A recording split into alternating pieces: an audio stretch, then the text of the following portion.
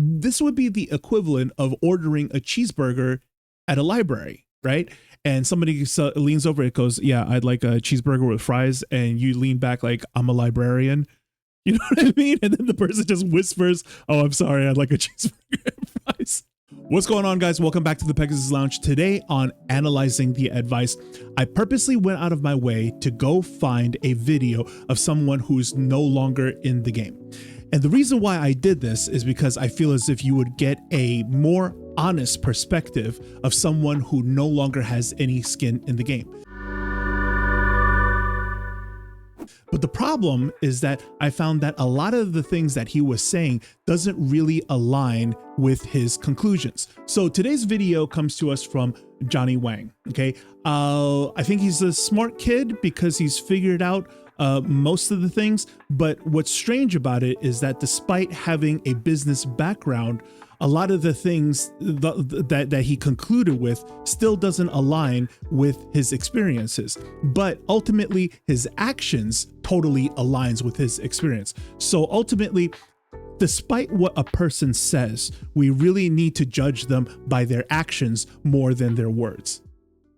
I've been selling jeans on eBay and a few other sites for about 4 years now, and so far I've managed to pull in around $50,000 doing this just part-time. While I'm currently in the process of liquidating my inventory and I want to stop it right here real quick because I want you to see that he's liquidating his inventory, and a lot of the things that he was selling at, right? You could just see all the jeans. They used to be at $24.95, and then they're marked down at 60% off. So now it's at $9.98. Okay, we're gonna come back to why towards the end of the video. And figuring out what to sell next. I wanted to take a moment to share some insights from my journey of selling well over 2,000 pairs of jeans, starting as a complete beginner. So real quick, he said 4 years, $50,000, and then 2,000 pairs of jeans. Okay. If you gloss over this fact, then you're going to miss out on a lot of information that you should have been crunching immediately. Okay.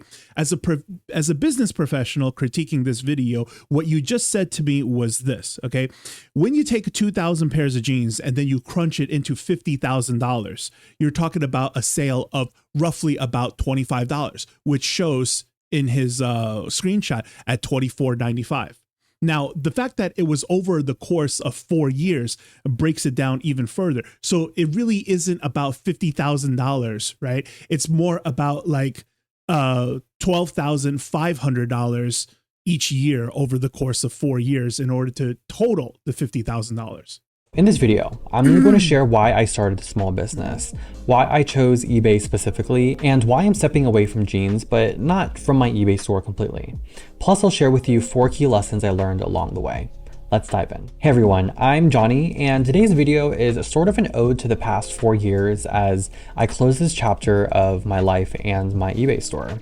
I wanted to make it clear right off the bat that I'm not ending my journey here because I think it was an utter waste of time or to discourage you from doing it if you're interested in doing so. Instead, I hope this video is more encouraging and just gives you some insight and clarity into my own personal journey. Right off the bat, I'm a little bit concerned right away the first time I saw this video. Full disclosure, I've watched this video about 25 times, actually, because in it, I have so much to criticize. Just keep in mind that the video already starts off with the idea that he's no longer doing this, but he's still encouraging other people to do it. On eBay. All right, so where I am at now. I'm really just currently pivoting because of my current moving situation. And as of right now, I just see my eBay store as sort of an experiment in many ways to have fun while continuing to learn more and more about the world of e-commerce. So let's get into why I decided to launch a small business and why jeans specifically. An experiment so here's the that thing. Lasted 4 years. After graduating from business school, I felt this very deep void within me. Sure, I mean, I will say, I was proud of my degree and whatnot, but I still didn't really feel like I had a solid grasp on how business actually runs from start to finish. That's just slightly concerning to me because you went to college with a business degree and you still didn't have a grasp of how business works from start to finish. Now, I'm not saying that you're supposed to know the ins and out of everything, but you are supposed to get a grasp of business from beginning to end, if you going to go to college for it, right? So that's a little alarming to me of what is happening in colleges these days. So while I was working a corporate job, I decided to use my free time after my 9 to 5 to explore every possible avenue I could find online. I remember I looked into selling digital products like templates and coaching services, which were definitely interesting. However, I think because of my major in college and my very limited view of what a business could be, I always wanted to try selling a physical, tangible product, especially on an online marketplace like eBay. That's when I stumbled upon the idea of selling secondhand clothing. If I'm being honest, I think, right from the start, it was simply just very appealing to me. First and foremost, the secondhand clothing market has been absolutely growing and booming. Did you know that resale is growing 16 times? Okay, I don't like this immediately, okay? The reason why I paused it here is because I would like all of you guys who watch this channel or anybody who comes across this video to be very sensitive when people throw out numbers, okay?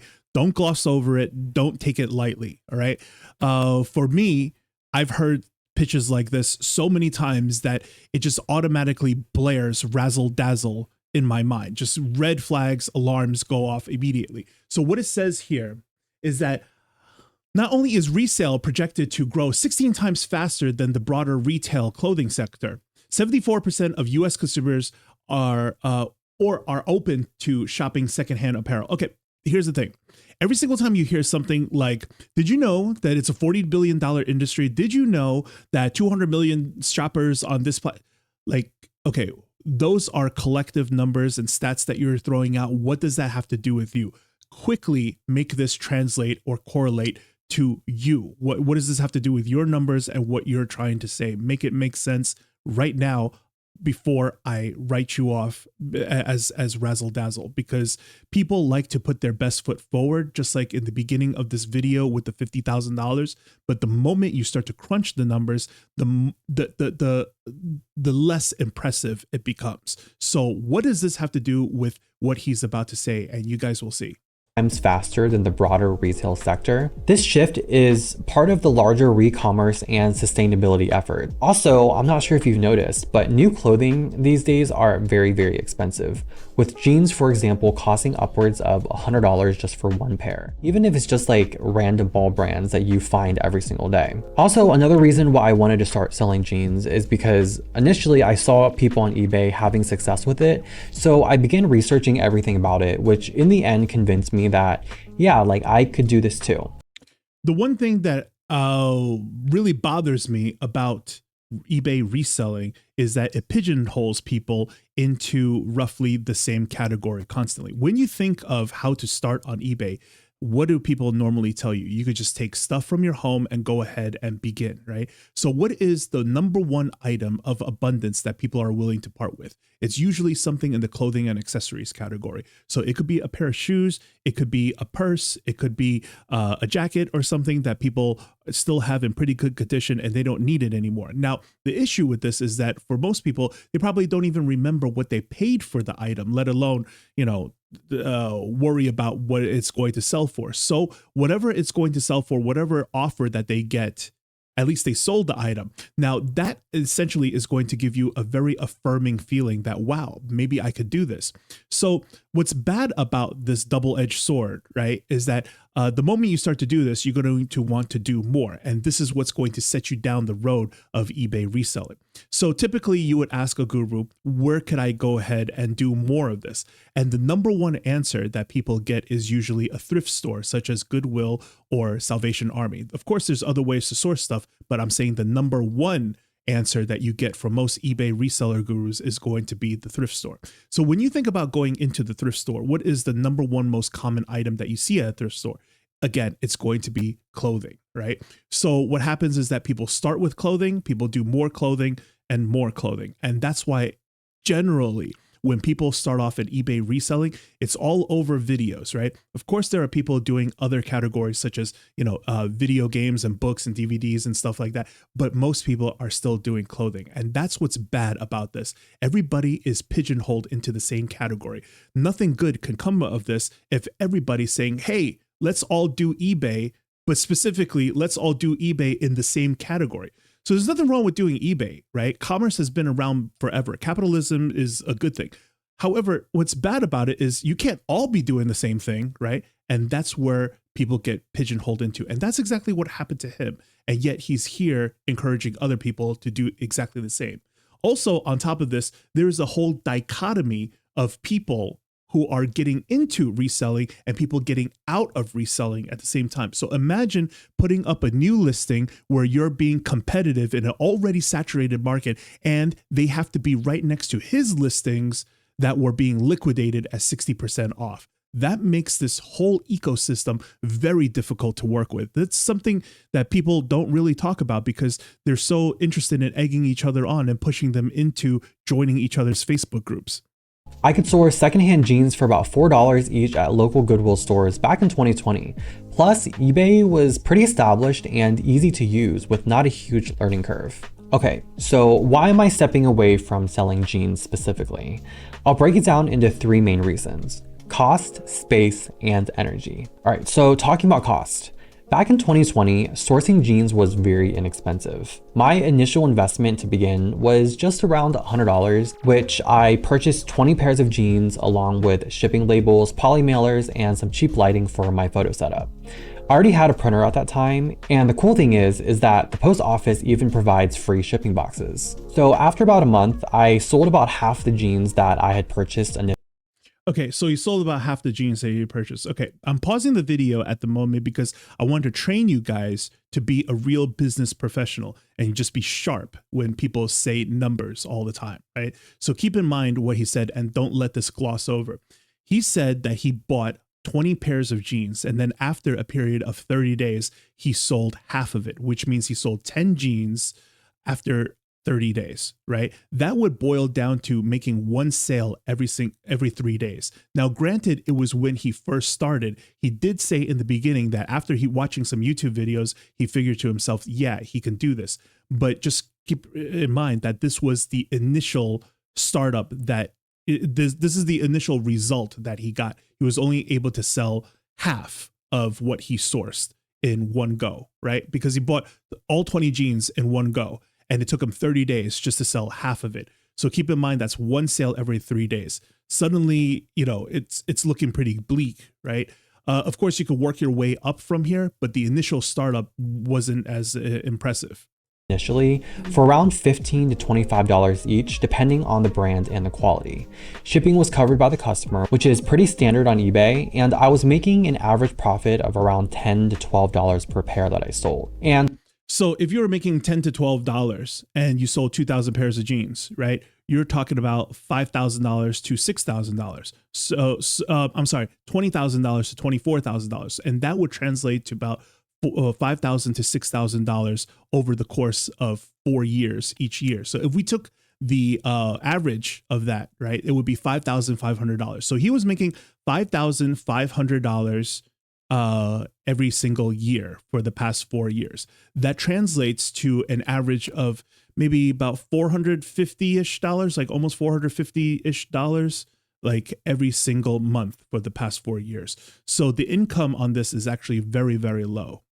And with the profits and the money that was coming in, I simply just reinvested it into the business to buy more product. But fast forward to 2024, you might argue that he only did it part-time. It was just a side hustle thing. The question is, how much work did you put in order to get the $450 return? That's really what's more important, right? Because if it's just a side hustle that you only put in an hour or two or whatever, and you're getting $450, then I definitely encourage you to do more. But if you're putting in a lot of hours, like 20 hours on top as a side hustle, and then you're only getting that much in return every single week, into every single month, that's not very good. The landscape has definitely changed.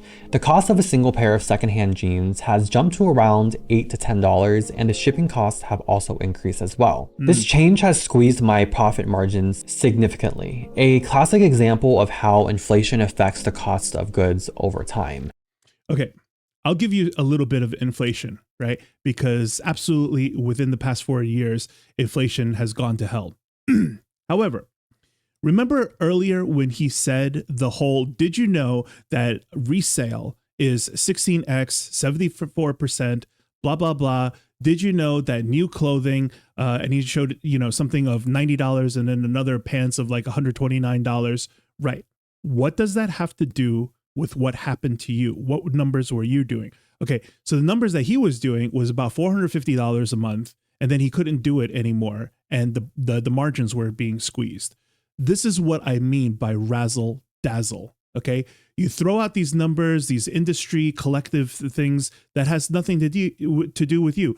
Ultimately, your numbers were no good. And the thing is this, right? If you believe the idea that the first-hand market and the second-hand market exist on a parallel spectrum, so then as the price goes up for the new items, right, did the price go up for the secondhand items? So you used to sell it at $24.99. Were you able now to bump it up to $34.99? No, that's not what happened. You're getting out of the game and liquidating it at $10 now. So why bring it up? Why bring up that whole like 16x boom 74% thing? Razzle dazzle. That's why. Directly impacting small businesses like mine. I actually know some resellers with really strong negotiation power at their shops who buy in bulk to keep costs really low. Buying wholesale or in large quantities helps lower that average cost, but this approach is only viable for those with sustainable storage space or the resources to handle massive quantities like 2,000. This is a misunderstanding of the business entirely, okay?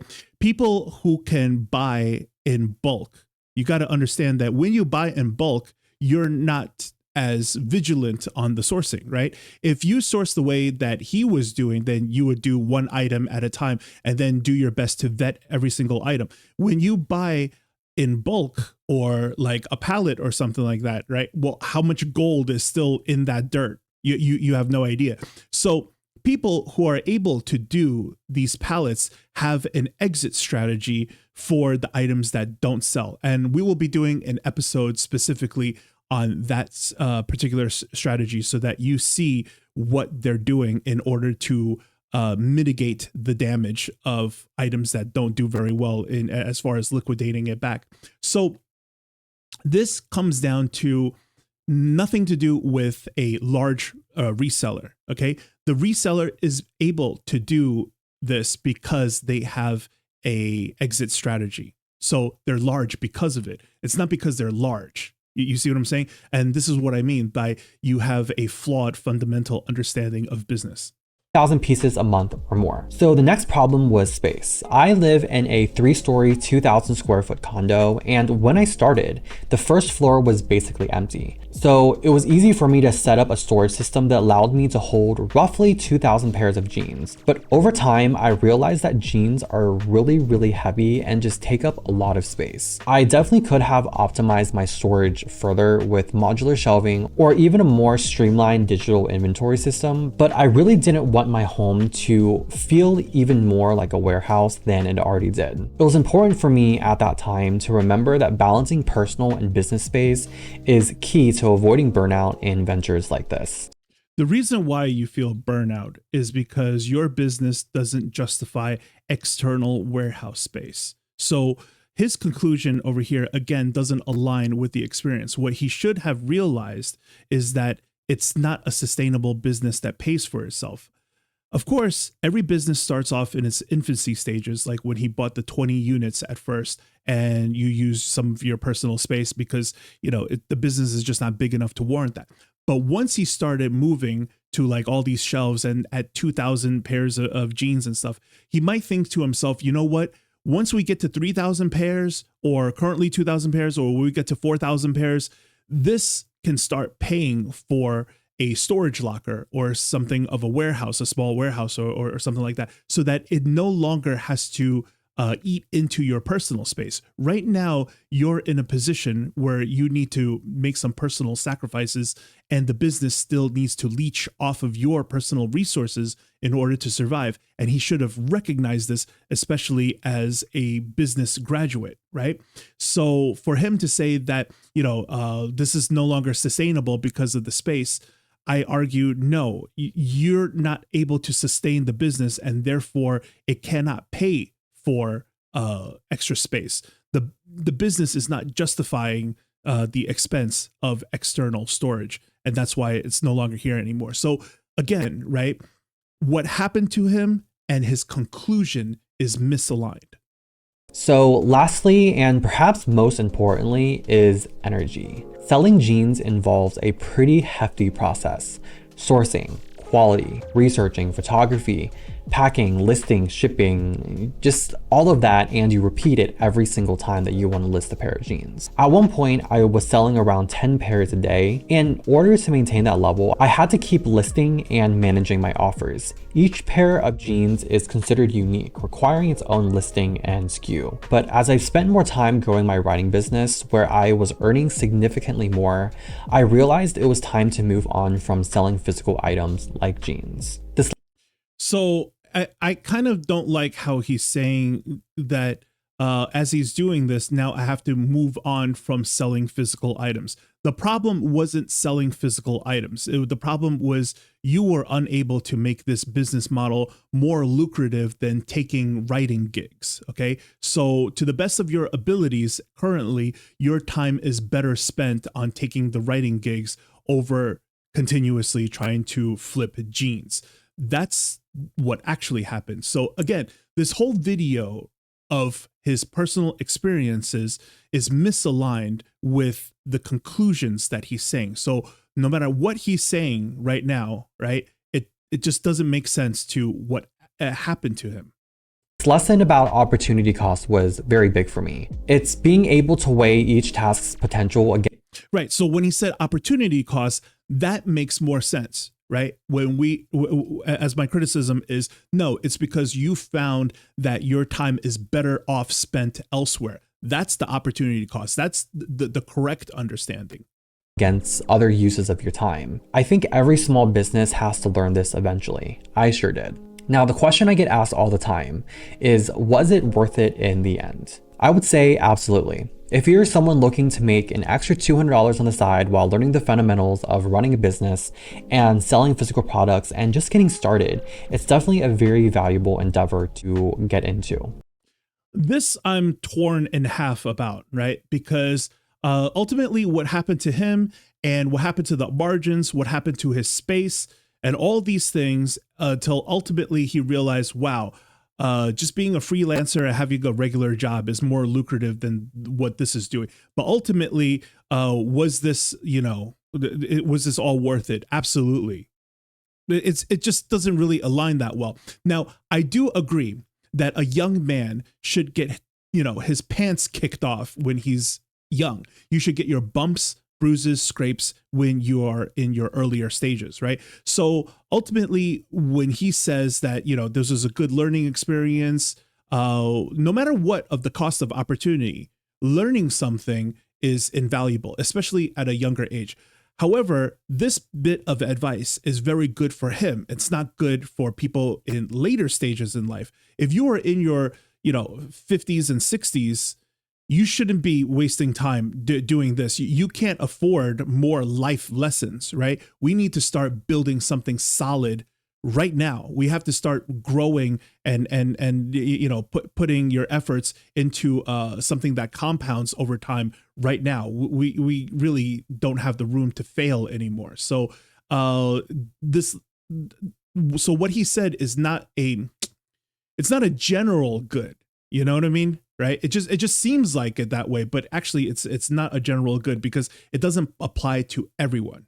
Many people start by simply flipping items from their homes that they no longer use or buying from local stores.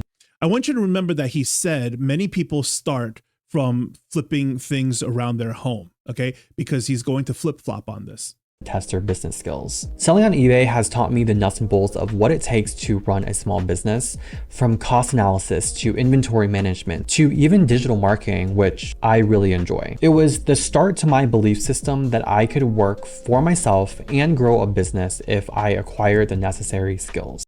See, originally he started off the sentence saying that it taught him how to run a business. I agree with that. Then he moves on to just saying how to grow a business. I disagree with that. You're not growing a business. If the business that you're doing requires constant elbow grease, okay, where the groundwork that you laid out yesterday, plus the success that you have today, does not contribute to the sustainability and growth of tomorrow, which is no matter how he did more jeans or whatever, he doesn't see himself ever, allowing a rental of external storage to eat into the profits, because then he would be working for free pretty much, right? So essentially with what he's saying on this, again, very, very misaligned. So now that I've shared my journey, let's get into the 4 lessons I'd give you if you're thinking about selling on a marketplace like eBay or Etsy or even Amazon. Here's my disclaimer though. This definitely is not a get-rich-quick scheme. It's meant for those who want to get their foot into the door and to start somewhere. Everybody says it's not a get-rich-quick scheme, right? And sometimes, I'm just nitpicking here, but like, why do people even bother bringing it up? Okay. I want to teach you guys how to do a traditional business, right? That actually builds equity over time. And it's definitely not a get rich quick scheme. But at the same time, I don't feel as if reselling is a get rich quick scheme either. So when you think about it, what is a get rich quick scheme other than something that involves illegal activity? So, I mean, if you're talking about eBay reselling or a traditional business or any kind of flipping or whatever, I mean, none of that stuff's illegal. So why bring it up? And hopefully this will make your journey a little bit smoother. All right, so the first lesson is talking about this big myth that you need a lot of money. See what I'm saying? Earlier, he specifically said that you don't, right? And then this big myth of you don't need a lot of money to get started. So straw man argument over here. I don't like that, right? Nobody is saying that you need a lot of money to start off eBay. In fact, it is common knowledge that you don't need any money to start eBay. In fact, the whole point of eBay is that you don't even have to be a business owner or have an objective of doing business. You could use eBay to help get rid of a couple of items in your house that you don't need, and you don't have to get into reselling either. Common knowledge, we all know this. So who is arguing the contrary? This is a, straw man argument. I don't like it when people do that. To begin. If you don't have the money, do something that I did. I mean, there's definitely things around the house that you can sell off and earn an extra $100 to $200, and there you go. That's your initial investment. Also, you have the time. You have the time to research, the time to acquire more skills, and the time to fail. The best part about starting a business is simply embracing that amateur stage. I started with just $100 by selling off a pair of my shoes that I no longer used, then using that money to buy inventory and supplies and embracing that process of learning and asking questions. See, this is exactly what I mean, right? So he started with a pair of shoes, made some money out of it, and then got into selling jeans. So it's clothing to clothing. This, and then it got both congested, and the cost of goods went up, and whatever he said about the market did not align with his projections. The second lesson I learned is that systems are so crucial. I mean, they will literally keep you from going crazy. My advice would be to research what successful sellers are doing already and to simply copy their processes. Look up inventory management systems or create an Excel sheet to track cost and profit. And all of these things you can find templates online already done for you. So one of the things that I don't like the most is when people take business platitudes that work in normal businesses and try to apply it to a hustle over here. This understanding of systems, although everything he said was correct on paper, is not being applied in real life the way that it should be. When you think about reselling, okay, what he said is to just do it and to try to see the way that other people are doing it so that you can do it better, right? And this is just at best some surface level band-aids. A real system should solve a lot of key issues. For example, if you were doing one-off items, you realize I have to go back to the drawing board every single time and keep chasing the sale. What I should have been doing is to pivot over to a replenishable item that we could research before we even pick it up, as opposed to a BOLO item where I need a mental checklist and I'm not even sure what I'm going to come across until I come across it. Now with a replenishable item, we only need to put up the listing once and then let it resell over and over again. And we only have to reorder and replenish. That would solve the burnout of having to take photos over and over again, do listings, put up the titles, do a whole bunch of descriptions for every single time just to make a single sale. That is a key fundamental understanding of how systems, make the business better, not exactly what he's saying. I started by imitating successful sellers' listing formats, photography styles, and even their inventory management organization systems. Don't hesitate to leverage online resources like YouTube, seller forums, or even Google. And once you have the basics down, find an awesome way to stand out and add more value in your own unique way. He doesn't get into any real step-by-step or actionable or practical solutions to what he did. Instead, he ended up not doing this anymore and just acknowledging the burnout. So, he gave a business platitude that was, although 100% true, but he didn't apply it, For me, that meant adding a handwritten thank you note with each and every order and prioritizing quick communication and shipping. After all, I think every single customer wants to feel special. This is very nice rainbows and roses and, kind of thought or whatever, right? But many people seem to forget that when you give this kind of advice, all right, people like to do videos like 5 things to make your business better, right? My sales went from $500 to $5,000 like after I started doing this.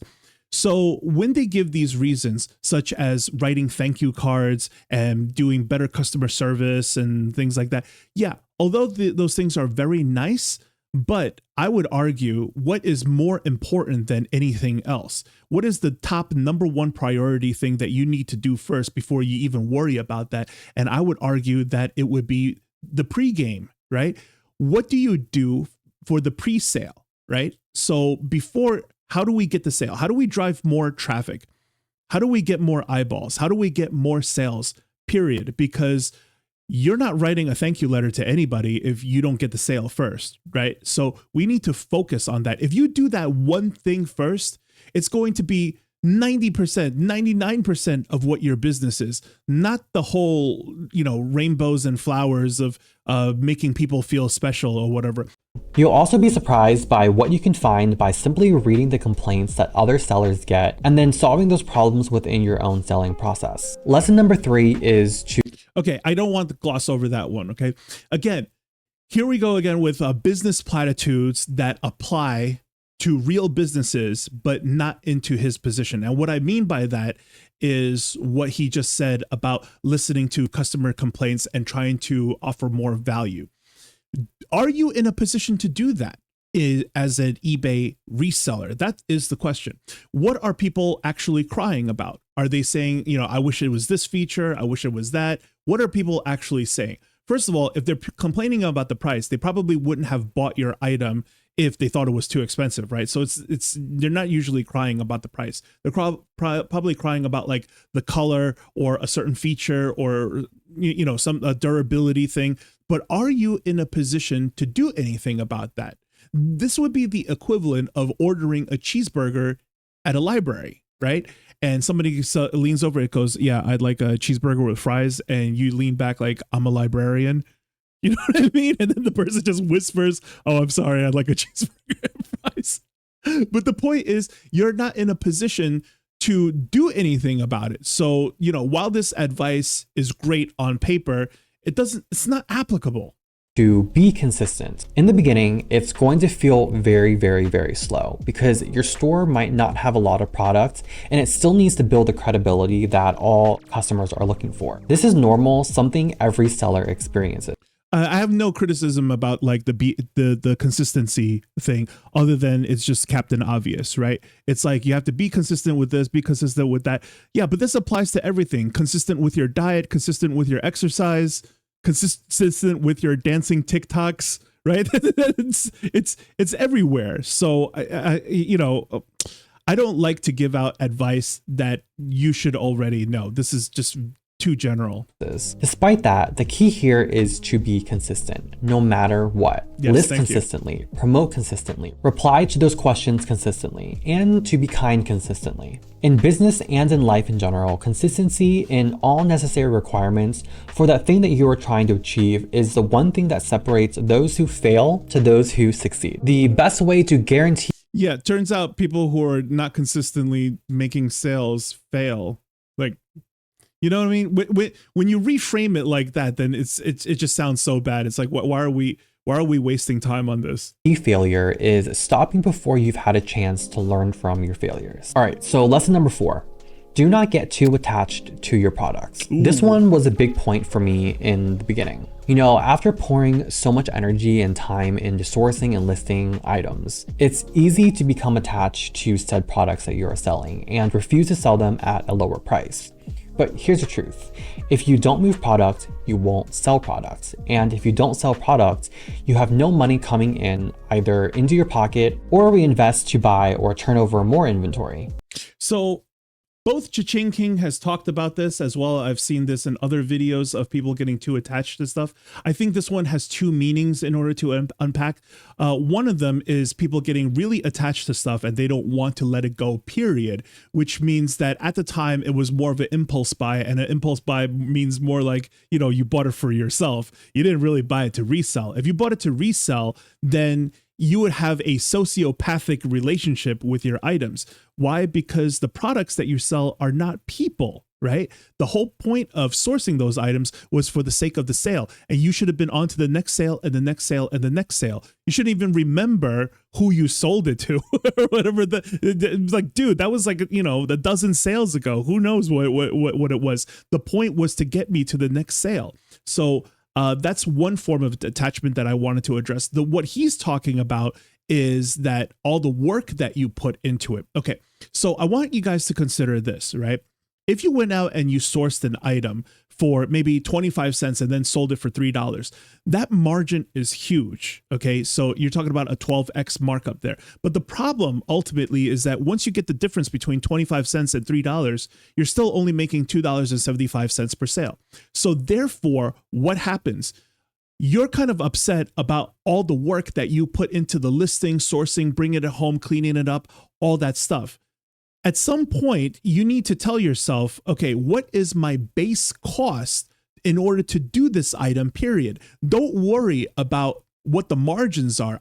First, I have to worry about what my time was worth, right? How difficult was it for me to come up with the titles, the descriptions, take the photos, and all that other stuff, and all the SER research that I put in there? Shouldn't there be a base cost for you to have assembled this listing? And that's what's going to intuitively make you feel like, okay, I'm getting really attached. It's not really so much that you're attached to the goods, but you're bummed out of the idea, right? Let's say you think to yourself, man, I need at least like $5 for the listing. So if you sell something and you only make $2 on it, you might think to yourself that I'm $2 in the green. That's not necessarily true, because you also had to take a $3 pay cut, right? And then the $2 goes into the $5 that you normally would have charged yourself in order to do this. And that's why intuitively it feels bad. And now you're attached to the item and you're like, I really don't want to let it go because now I'm just losing money on this. But when it comes to, you know, the opportunity cost that I need to get to the next sale, to the next sale, to the next sale, that's where the conflict comes in, right? Because ultimately we understand the big picture of things is that the quicker our money comes back, the quicker we can reinvest it into something else for, you know, constant sales. Now, what I'm not saying is to undervalue your items either. You have to set a clear benchmark for pricing and determining what you're willing to accept for each item. And you do that by researching similar products within your category. What I did was setting an average profit margin percentage for my overall sales, and mine was about 50%. Right. So that's what I'm saying. Okay. Let's say you made $15 per sale and you think to yourself, well, I do listings very quickly, so I probably charge about $3 worth of labor in order to do it. So after the $15, then $3 goes to your own labor, and then another $12 is earned by the business. Like, you got to see things a little bit more that way. So if you do something that, you know, it's only a $2 sale, even if you bought it for just 10 cents, it's still just a $2 sale, and that's unacceptable. That's the problem. One final point on that is that it's definitely better to be a data-driven seller than an emotionally driven seller. 100% agreed. This is another business platitude That absolutely is true in all businesses, but it doesn't really apply that much here because the problem is that when you're dealing with one-off items, your sample size is too small. So the problem is, sure, I totally agree with the idea that you need to make data-based, data-driven decisions. The problem is, how reliable is your data? If it was anecdotal things, kind of like what we saw in episode 4 with Damien, where he talked about the Dyson parts that's selling, right? Anecdotally in his mind, because he sold the canister before, now he tried to sell the wide mouth attachment and then he got stuck with it. See, that's exactly what the problem is. And now, how do you adjust your memory banks? Are you supposed to say that, okay, so wide mouth attachment's no good, but Dyson parts still good? Or Dyson parts are no good unless it's the canister. Like, what are you supposed to do with that information? You have to sell a lot of Dyson parts many times over to get that kind of expertise. So when we talk about data-driven decisions, the data has to be good. Trust me, the latter is not optimal. Looking back, starting my eBay store has been really a huge eye-opener in the world of small business. From financial management to customer service to listing processes. Every single step was such a huge challenge, but it taught me all these invaluable lessons and lessons that I will be able to carry on into my next venture. So if you're considering selling on a marketplace like eBay, remember that all the answers to your questions have been asked before by someone else and are most likely just a search away. The process might seem complex and a bit daunting at first, that I understand, but once you dive in, each step builds on the last. So this is exactly why my channel exists. And let's come back up to the top because he doesn't really have much more to add. So what I want to say is that that's exactly what the problem is. As you dive deeper and deeper into this thing, and then you start to notice what the key problems are, you start to find out that many of these gurus, they don't really have a very, very solid answer for you guys other than to work harder, work harder, work harder. So the problem is that if you only work harder, then it's just going to experience more burnout. Like anybody can say, okay, how did I go from making $500 in a week to $5,000 in a week? Well, I worked 10 times harder. It's like, okay, thanks, So ultimately, I want to say my biggest criticism of this particular video is that everything that he learned doesn't align with anything that he says, but it absolutely aligns with his actions. So what happened is he tried eBay reselling, and then he found out that it's not as lucrative as it is. It's eating up into his personal space. He decides to stop this because he has other skills that is a better use of his time, and therefore he quit that and he started doing this. That perfectly aligns, and I have no quarrels with that whatsoever. You tried something, you realize it's not what it turned out to be, it's not as lucrative as it should be, and you found something else that is. That's absolutely fine. But to continue with what he's saying, where I absolutely still recommend it to other people after his personal experience, that doesn't align for me. So I wanted to share that I did end up interacting with him on his channel. I left the comment of, how did you turn over your leftover inventory? It says, good question. For the past 2 months, I've been running a 60% sale and have been selling pretty steadily. By year's end, I will probably wholesale the rest to a larger reseller who has the capacity to handle a large store. Anything that can't be sold will be donated back to Goodwill. Also, I wanted to share a follow update. So what happened 2 months later, this is a video vlog that he did as he moved out. I'm really happy for him. He got a brand new apartment, but in his apartment, he shows, what he's got stocked in the other rooms and stuff. So when we freeze the frame over here, you can see that the leftover goods that I communicated with him 2 months ago when he did that video, from that time to this time, he did not find another large reseller to absorb the goods. Oh, and I almost forgot, on this channel, we want to try a new segment called Highlighting the Haters. So today's keyboard warrior comes from Go for Broke 2. I'm a somewhat experienced reseller. I'm in the top 95% for my category I sell in. I know what sells and doesn't sell in my category. An experienced seller looks up sell-through rate. I'm not sure why you always ignore that tidbit of information. I'm pretty sure you mean the top 5% of sellers and not the top 95% because that wouldn't really be a flex, but I do appreciate that tidbit of information.